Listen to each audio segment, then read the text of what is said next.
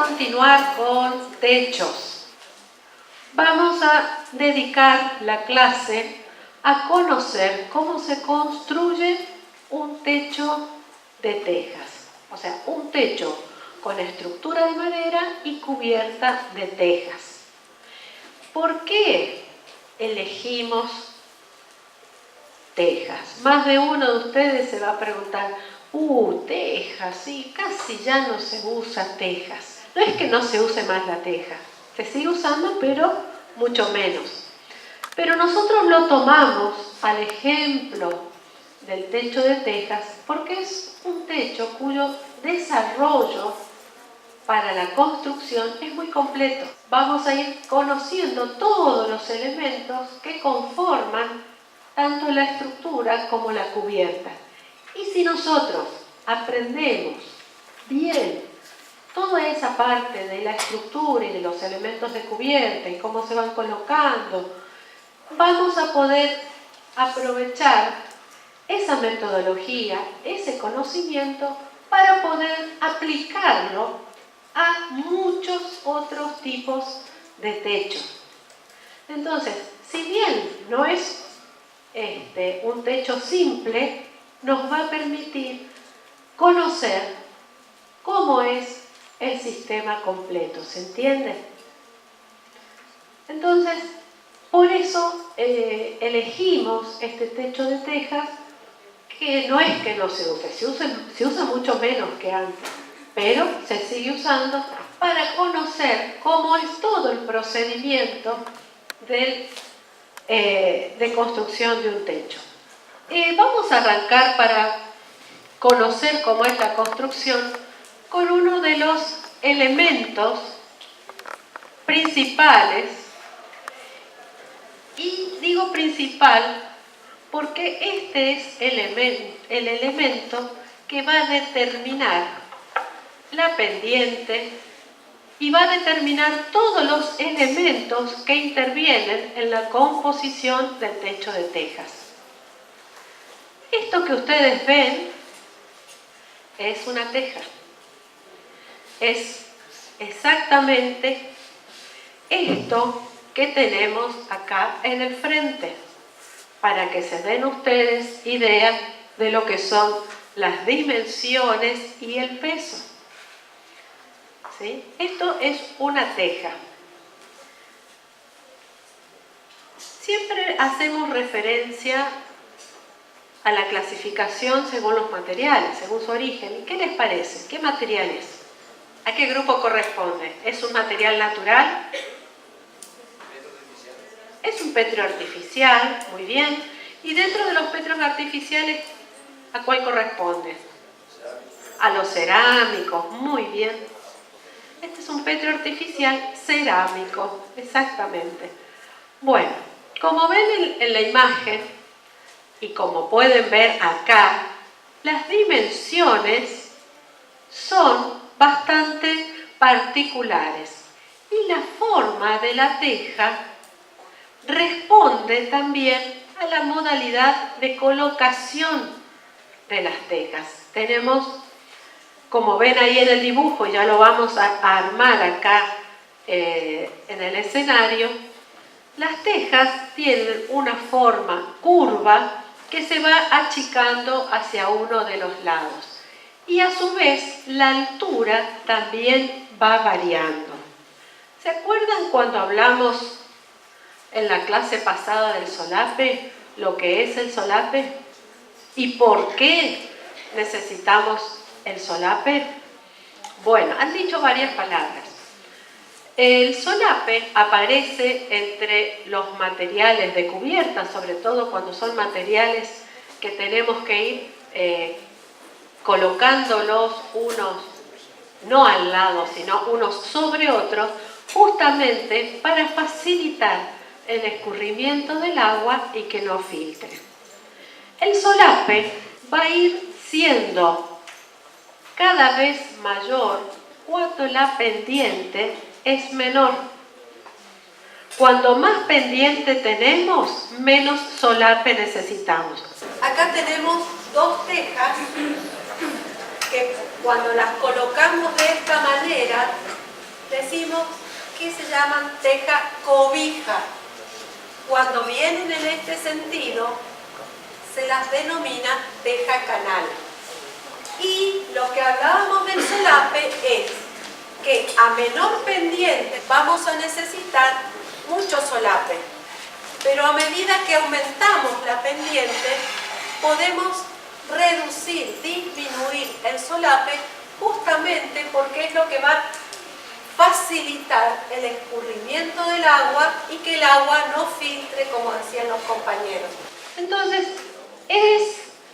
habíamos visto que entonces la teja es el primer elemento y el que va a determinar el solape, va a determinar la pendiente, porque con una cubierta de tejas no podemos hacer ni muy poca ni demasiada pendiente. Tenemos establecido que entre tantos y tantos grados o porcentajes funciona muy bien una cubierta de tejas. Cada teja, no todas las tejas son iguales. Algunas tejas pueden tener, como la del dibujo, 18 centímetros en la parte más ancha y 14 en la más angosta. A veces llegan a 20, depende del molde, ¿sí? Al igual que los ladrillos, como son materiales construidos artesanalmente, pueden variar en medio centímetro o 1 centímetro sus dimensiones. Por eso es bueno conocer las dimensiones para poder hacer y calcular toda la estructura. Las tejas tienen características técnicas que las tenemos que conocer también al momento de proyectar. No hace falta que ustedes conozcan exactamente esto, pero a los fines informativos tenemos en esta variedad de tejas coloniales medidas de 20 por 44. ¿Cuánto pesa una teja? Es 1,9 kg. ¿Cuántas piezas por metro cuadrado? ¿Por qué necesitamos saber cuántas piezas de estas tejas por metro cuadrado necesitamos? Claro, para comprar las tejas del día que hagamos el techo. ¿Cuánto pesa? ¿Para qué necesitamos saber cuánto pesa 1 metro cuadrado de tejas? Para calcular el peso del techo, para poder distribuirlo, para saber cuánto va a descargar por las paredes, para el cálculo de fundaciones. Exactamente, no solamente de las fundaciones, sino de las vigas, de las columnas, de las paredes, todo el cálculo. Tenemos que saber cuánto pesa. Entonces, estos datos técnicos aportan esa información. También aclaran cuál es la pendiente mínima y cuánto es el promedio del largo útil de la teja. Vean ustedes que tenemos medidas 20 por 44, pero el largo útil lo vemos en 36 centímetros. O sea que de los 44 centímetros de largo estamos superponiendo 11 centímetros, que es equivalente a ¿qué porcentaje? Un 25%, o sea, la cuarta parte de esta teja queda superpuesta, ¿sí? Entonces vean ustedes lo importante que es tener en cuenta estos datos, ya que no es una tejita al lado de la otra. Acá hay tejas cobijas, tejas canales que se van superponiendo y el peso por metro cuadrado no es el equivalente a eso, sino un poco más. Entonces, por un lado tenemos las tejas y por el otro lado, como material principal, la madera. Habíamos dicho que íbamos a conocer el techo de tejas con estructura de madera. ¿Se acuerdan cuando vimos la clase de madera que veíamos el tronco y cómo se iban aserrando las distintas piezas de madera para obtener distintas piezas que se pueden denominar tablas, tirantes, alfajías, vigas, que van a servir para cada una de las partes del techo. A modo ilustrativo también distintas correas o listones de madera. Acá estamos viendo unas tablas más finas denominadas machimbradas para ver el entablonado, y en el sector de arriba ustedes van a ver una viga de madera, una correa de madera con una terminación muy particular que seguramente más de uno la asociará con aleros que haya visto, con muy buena terminación para los techos de teja y que se denomina en este caso, por ejemplo, pecho de paloma. Hay muchos otros diseños o no hay diseños, directamente la madera se termina cortada y así se la presenta. Eso depende de cada proyecto. A modo de ejemplo, cuando hablábamos de las secciones de madera, podemos tomar, por ejemplo, el eucaliptus y tenemos en este cuadro cuáles son las luces y qué escuadría correspondería para soportar esa luz. Es a modo ilustrativo. Estas tablas se utilizan al momento recién de hacer el cálculo muy fino de lo que va a ser la estructura de madera, pero a modo ilustrativo se las traemos. Por ejemplo, destacamos en color verde que el eucaliptus para una luz de 1,60 m, teniendo 45 por 70 es suficiente. Cuando hablamos de 45 por 70 estamos hablando de ¿qué? De 2 pulgadas por 2,5 pulgadas, más o menos cepilladas. Por eso no llegan a 5 ni tampoco a 75, ¿sí? Cuando pasamos a 2,40 m de luz, ya estamos teniendo casi 2 por 4 pulgadas. Y aparece un poquito menos porque se está hablando de madera cepillada, que se le reducen unos cuantos milímetros. Y así, cada madera tiene su resistencia. Y cada madera puede, con algunas escuadrías que están preestablecidas, poder soportar cargas para determinada luz. Esta es una tabla y tenemos otra tablita ilustrativa que la vamos a ver más adelante y que se las vamos a pasar al momento de hacer el trabajo práctico, donde también tenemos todos los elementos de madera que intervienen en la construcción, con la escuadría, la separación y la luz entre apoyos. Pasamos a ver lo que es la estructura de un techo de tejas y decimos que la estructura también puede variar según los elementos, según la luz entre apoyos.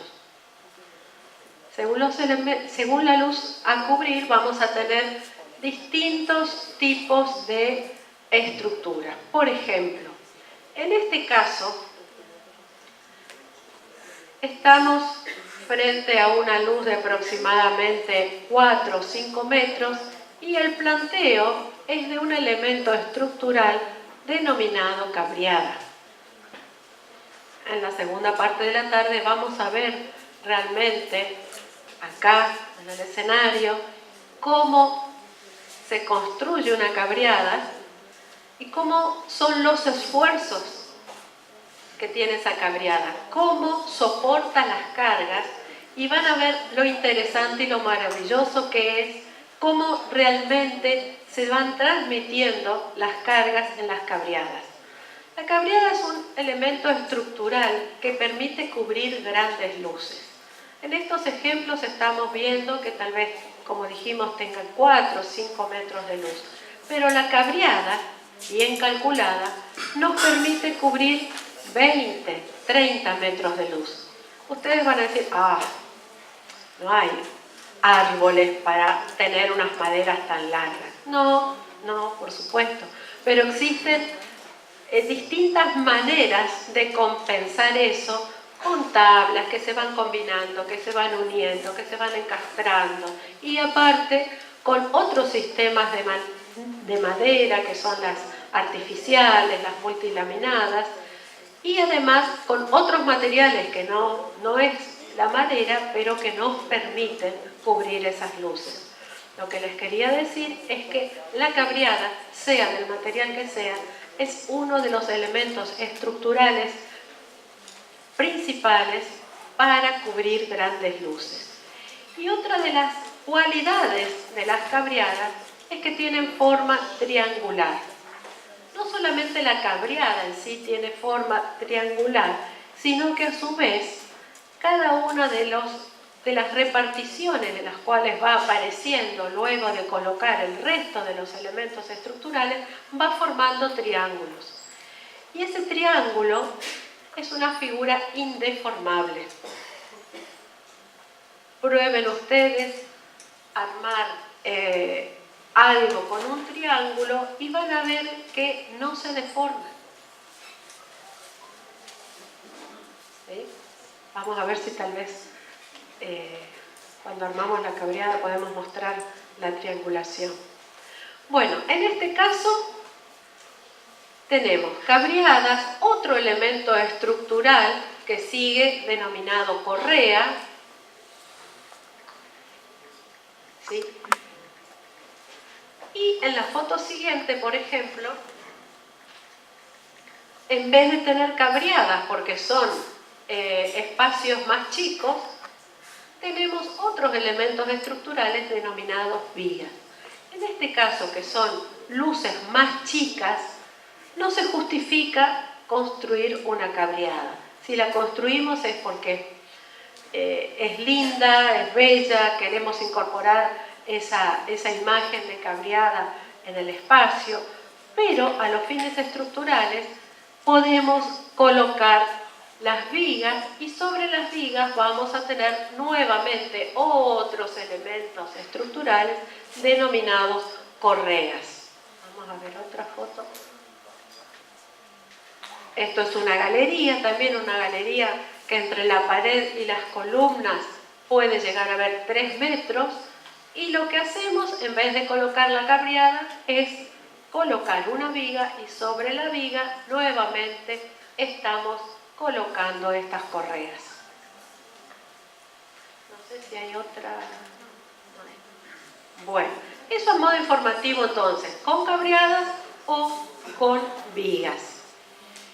Para la construcción de los techos existen algo que se llaman las reglas del buen arte. Cuando hablábamos, ¿se acuerdan de aparejos? También teníamos las reglas de aparejos y había que respetarlas, ¿sí? ¿Se acuerdan todavía? Bueno, cuando hablamos de techo de tejas, tenemos también algunas reglas que si las respetamos, el techo sale bien, se construye bien y además queda elegante, queda lindo. Esas reglas que podríamos decir que son del buen arte son que todos los aleros, el otro día vimos lo que eran los aleros, ¿se acuerdan? ¿Qué son los aleros?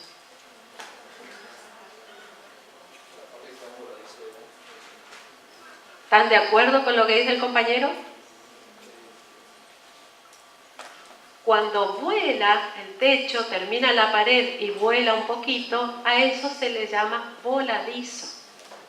¿Sí? Al alero que se forma en el techo una vez que termina la pared, a eso se le llama alero. Entonces, todos los aleros deben tener la misma línea de arranque. Y línea de arranque habíamos visto también que es el borde del alero y que le denominamos línea de arranque porque a partir de ahí nosotros arrancamos para colocar las tejas, ¿sí?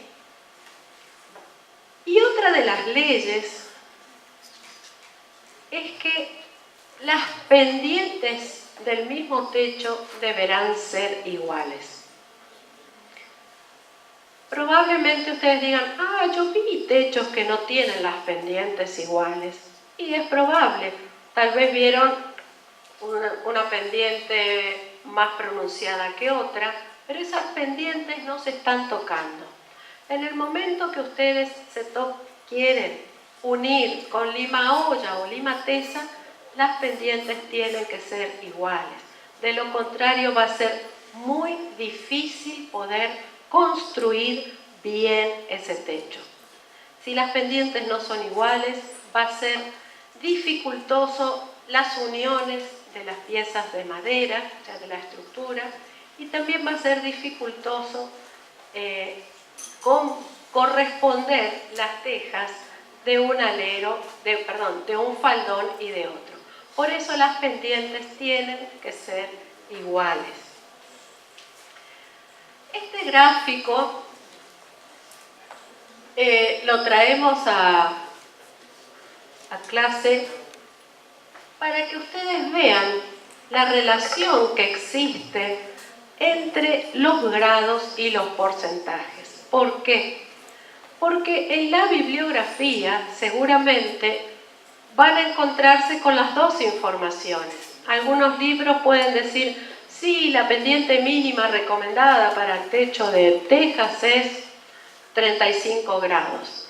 Otra bibliografía puede decir, ah, no, para nosotros es el 30%. Entonces, inclusive el libro que nosotros recomendamos como bibliografía, el libro de la UBA, tiene en los dos, la información de las pendientes recomendadas están en grados y están en porcentaje. Y una de las versiones, que no es de las últimas, tenía mal estos datos. Entonces, frente a esta dificultad, nosotros preferimos ir a la fuente. ¿Cómo es la relación entre grados y porcentajes para un techo? Entonces, ustedes ven lo que es los grados representados con este abanico mayor. Tenemos que vamos del 0 grado a los 90 grados. Todos sabemos, creo, lo que es un ángulo de 90 grados, un ángulo de 45 y un ángulo de 180. Creo que eso lo conocemos bien. ¿Y cómo se corresponde con los porcentajes?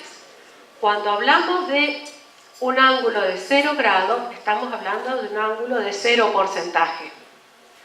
Cuando hablamos de un ángulo de 5 grados, estamos hablando de un 10% aproximadamente. Y así, por ejemplo, cuando llegamos a los 45 grados, estamos hablando de un 100%. ¿Sí? Esto es una referencia válida a la cual ustedes pueden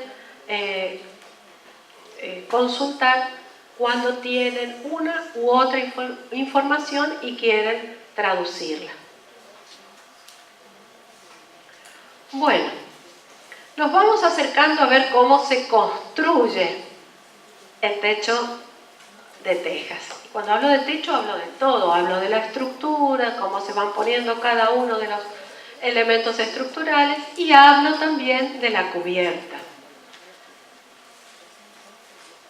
Pero, ¿qué hay que hacer antes de construir un techo de tejas? Exactamente, los planos. Tenemos que primero pensar cómo lo queremos. O sea, estamos proyectando. ¿Será 2 aguas? ¿Será 4 aguas? ¿Tendrá un solo faldón? ¿Cómo vamos a querer hacer este techo de tejas? No, si es chiquito, hagamos un solo faldón. No, a mí me gustaría de 4, 8 faldones. Entonces vamos pensando, pero antes de construir tenemos que trasladar eso a los planos. ¿Para qué? Para que podamos posteriormente construirlo bien.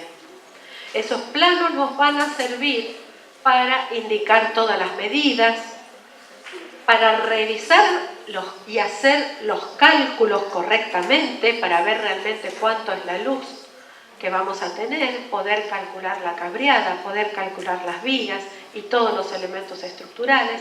Y también nos va a servir para hacer el cómputo, ¿no es cierto? Vamos a necesitar tanta cantidad de madera de tal dimensiones, tanta otra cantidad de madera de otras dimensiones, tanta cantidad de tejas y por supuesto que no lo estamos nombrando lo que son las aislaciones.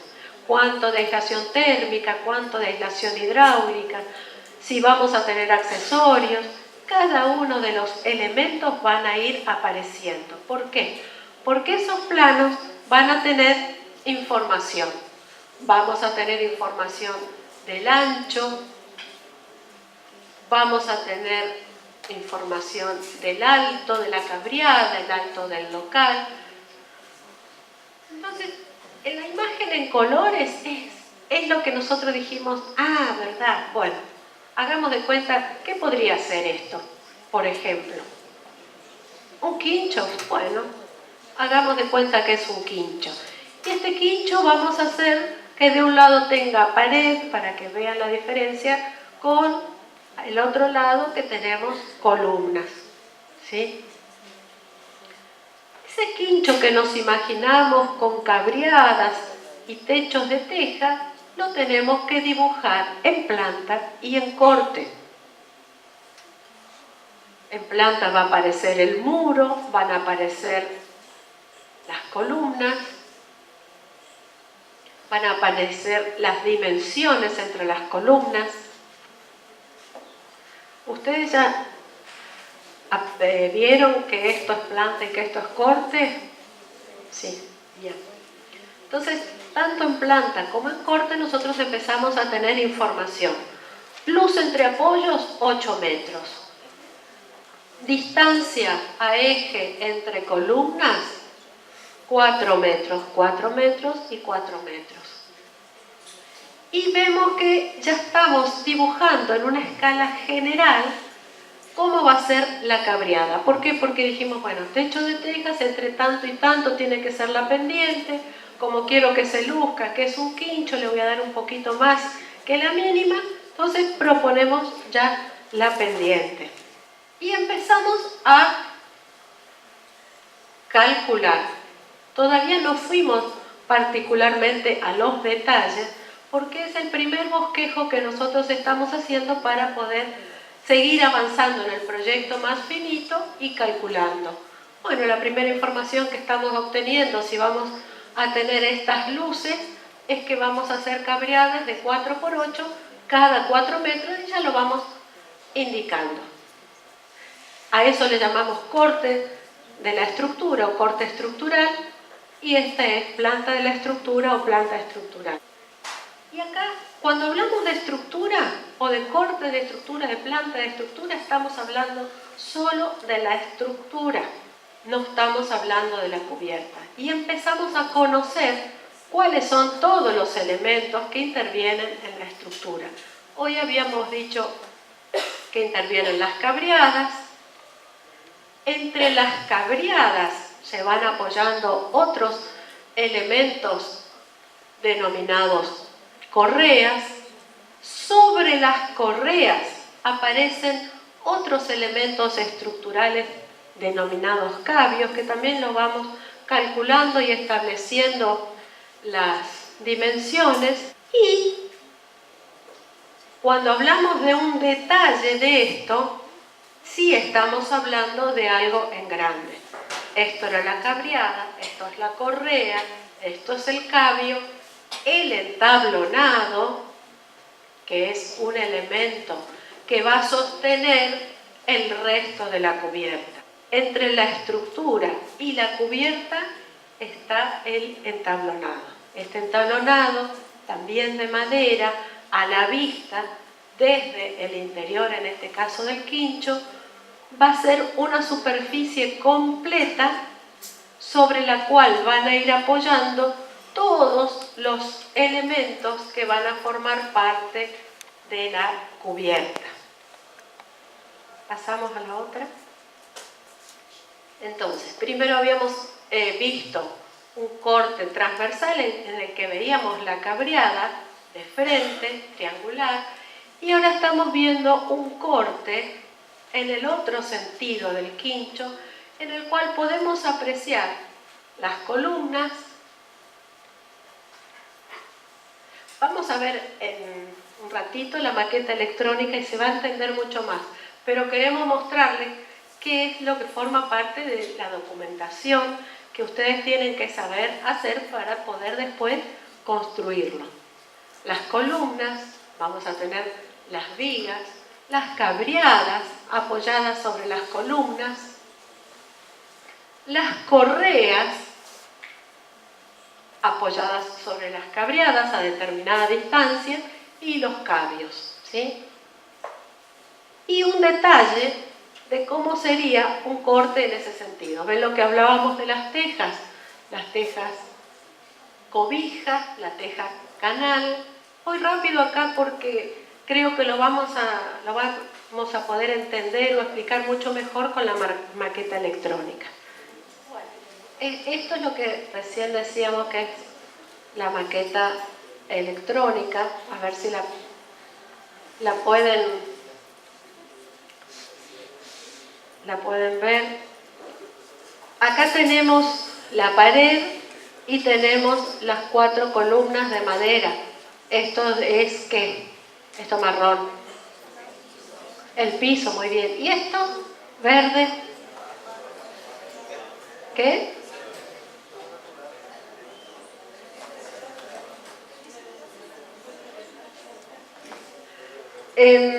Sí, podría ser césped o suelo natural. También puede ser una vereda perimetral, pero bueno, tenemos un pequeño desnivel. Bueno, tenemos la pared, tenemos las 4 columnas, que son ¿qué y qué? ¿Qué es la pared? Portante, muy bien, muy bien. Y las columnas que también van a recibir cargas, elementos estructurales. Y acá tenemos colocadas ¿qué? Las cabriadas, exactamente. Vean ustedes que tenemos apoyadas en cada una de las columnas las 4 cabriadas que habíamos dicho que estaban apoyadas cada una en una columna, ubicadas a 4 metros. ¿Sí? ¿Y qué luz teníamos para la cabriada? 8. Bueno. Se colocaron las cabriadas. Posteriormente a las cabriadas viene otro elemento estructural en madera denominado correa. Tenemos las correas, estas se ubican en el encuentro entre estos elementos estructurales de la cabriada. Y en la cumbrera, ¿se acuerdan que habíamos visto que esto era la cumbrera donde se unían los 2 faldones? ¿Recuerdan? Que teníamos un faldón, otro faldón y la unión horizontal de los 2 faldones, ¿cómo se llama? Cumbrera. Bueno, nosotros necesitamos tener el apoyo del resto de los elementos estructurales desde la cumbrera hasta el alero. Por eso necesitamos colocar una en el extremo superior de la cabriada y otra en el extremo inferior, porque necesitamos apoyarla, ¿sí? Estas correas se van ubicando y apoyando en las cabriadas. ¿Ven? Estas son las correas. Luego de las correas tenemos otro elemento estructural denominado cabio. Y el cabio va desde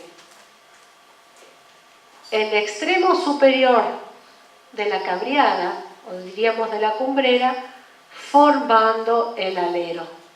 ¿Ven lo que hablábamos hoy? Tenemos el límite de la pared o de las columnas y lo que vuela, como decía el compañero, el voladizo, a eso le denominamos alero. La distancia de estos elementos estructurales que todavía forman parte del conjunto de la estructura del techo está entre los 50, 60, máximo 65 centímetros. ¿Y por qué? Porque es lo que puede soportar el material que viene después, o sea, el entablonado, sin otros apoyos intermedios. Si nosotros aumentamos la separación entre las correas, la sección o la altura del entablonado va a tener que ser mayor porque va a tener más peso que soportar. ¿Sí? Entonces, lo recomendable es no superar esas medidas.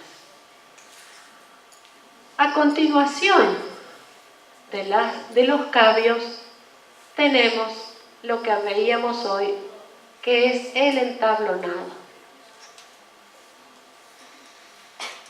El entablonado cubre la totalidad de la superficie del techo y de los aleros, y podríamos decir que es el elemento intermedio entre lo que es la estructura y lo que va a ser la cubierta. El entablonado nuevamente va desde la cumbrera hasta el borde del alero. ¿Ven cómo se ve? ¿Se acuerdan cuando veíamos las fotos y veíamos las maderas? Exactamente son estas mismas maderas. A partir de este entablonado, tenemos que ir colocando las aislaciones y colocando los elementos estructurales que van a sujetar las tejas.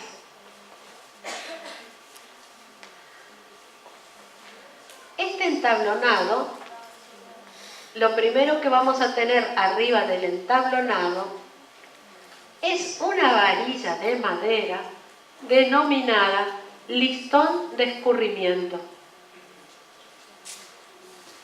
Este listón de escurrimiento se coloca nuevamente desde la cumbrera hasta la finalización del alero.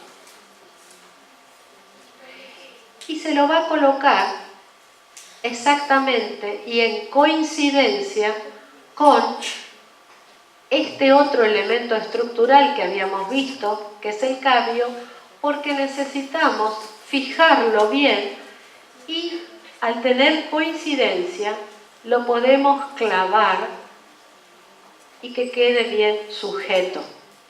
¿Se entiende? Sí. Listón de escurrimiento. Una vez que tenemos este listón de escurrimiento, ahora no sé, ¿ustedes saben, no se preguntan para qué será este listón de escurrimiento? Para sostener la teja. Sí, falta un poquito para las tejas. Este listón de escurrimiento cumple una función muy importante, ya que vamos a colocar membrana impermeable en la totalidad de la superficie que hemos obtenido. Y este listón de escurrimiento lo que va a hacer es acompañar, mejor dicho, la membrana va a ir recubriendo este listón de escurrimiento y sobre ese listón de escurrimiento vamos a poder fijar el resto de los elementos. Si no tuviéramos este listón de escurrimiento y tenemos que fijar el resto de los elementos, correríamos el riesgo de que al perforar la membrana ingrese agua y humedezca la madera, ocasionando realmente una falta de resistencia de esa madera. Entonces tenemos este listón de escurrimiento colocado de punta a punta en el faldón y lo recubrimos con la membrana impermeable. A continuación, colocamos otro listón de escurrimiento sobre el que teníamos, pero sobre la membrana. ¿Alcanzan a ver? ¿Ven? Tenemos la membrana y nuevamente otro listón. Sobre este listón, ahí sí empezamos a colocar el resto de los elementos estructurales que van a empezar a ser sobre los cuales fijamos las tejas. Este elemento, esta alfajía, va a servir para fijar las tejas denominadas tejas canal. Y la distancia entre cada una de estas alfajías va a salir de las medidas de la teja que tengamos en la obra. Las medidas no van a ser las que podamos obtener del libro. Podemos tener una aproximación entre 35 y 38, por ejemplo, pero tal vez puede ser 34 y medio. Va a depender de la dimensión de las tejas que se hayan comprado para esa obra. Entonces, a continuación tenemos las alfajías en las cuales vamos a clavar la teja cobija. Sí, en realidad, como me dice Gaby, le dije a las dos alfajías, pero se conoce mejor como listón clavador de la teja canal el que se colocó primero. Y bueno, para no avanzar tanto, vamos a tener por cada teja, por ejemplo, si acá tenemos una teja, tenemos este y este. En otros tipos de tejas, como la francesa, podemos llegar a tener 2 y 3 listones, pero en la teja colonial tenemos solamente esto. El nombre es más apropiado, es listón clavador de teja canal y la otra alfajía clavadora de teja cobija. Una vez que tenemos colocadas las alfajías para la teja cobija, comenzamos a colocar la teja canal. Vamos a quitarla en todo caso para que vean los compañeros. Vean ustedes que tenemos solo este espacio y cuando agregamos la teja, ¿ven? Vamos a agrandarlo. Alcanzamos a ver dónde apoyamos y la siguiente. ¿Ven? Esa era la pregunta. Colocamos, primero habíamos dicho que de la línea de arranque hacia la cumbrera colocamos las tejas. Vamos a tener primero esta teja canal, encima de esta teja canal vamos a colocar otra teja canal, luego otra y se van a ir superponiendo. Vean ustedes cómo se alcanza a ver.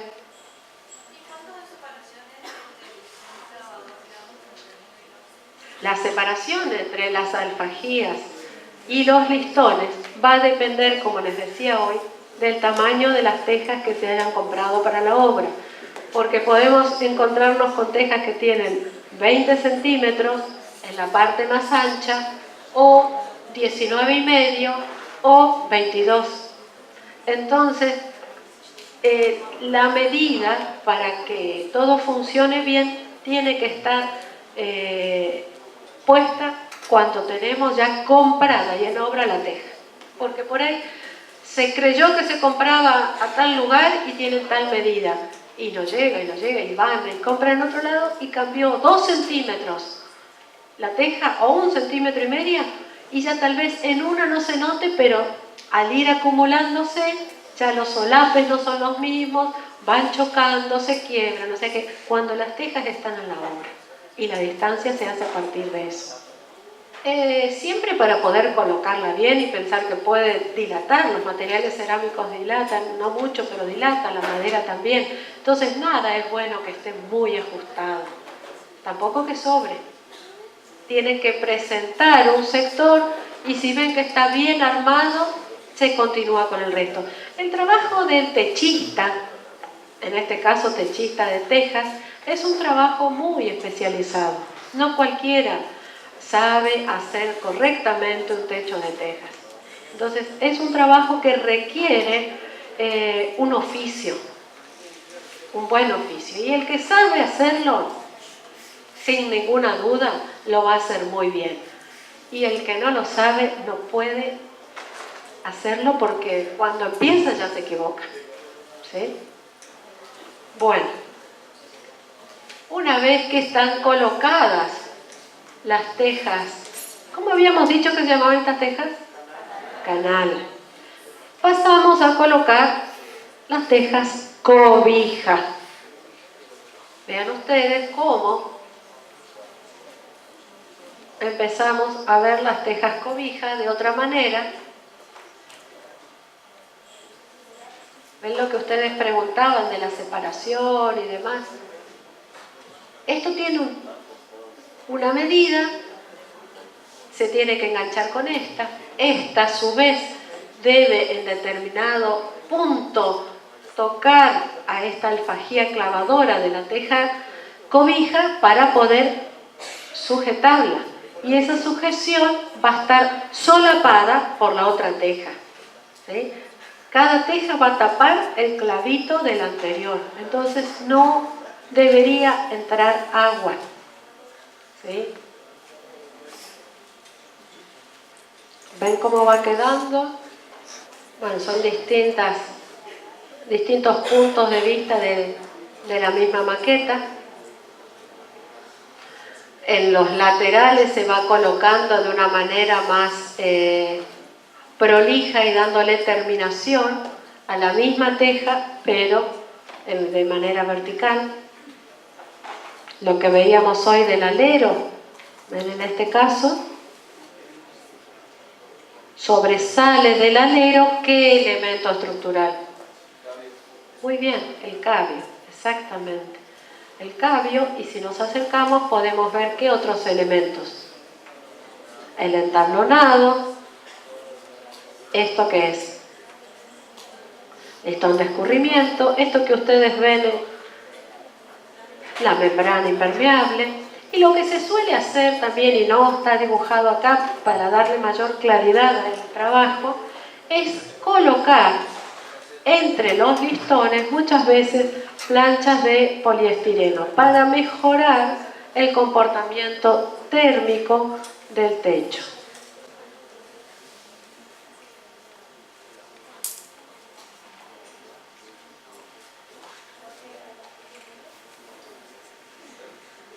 Bueno,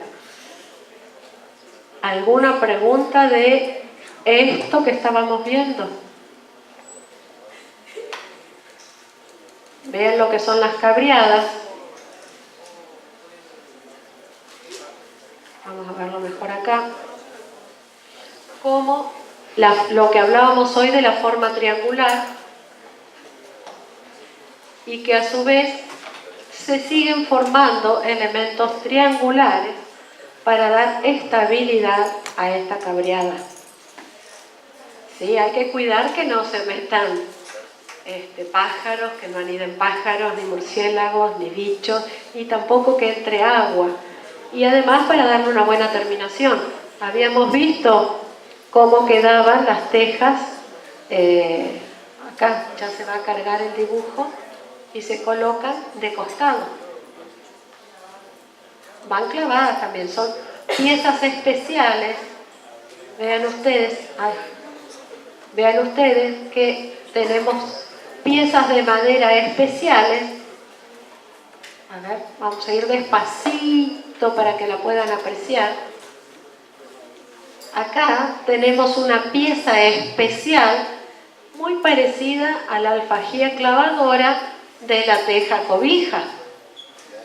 Entonces con el mismo criterio se coloca esta alfajía y se van sujetando, clavando las tejas en el lateral.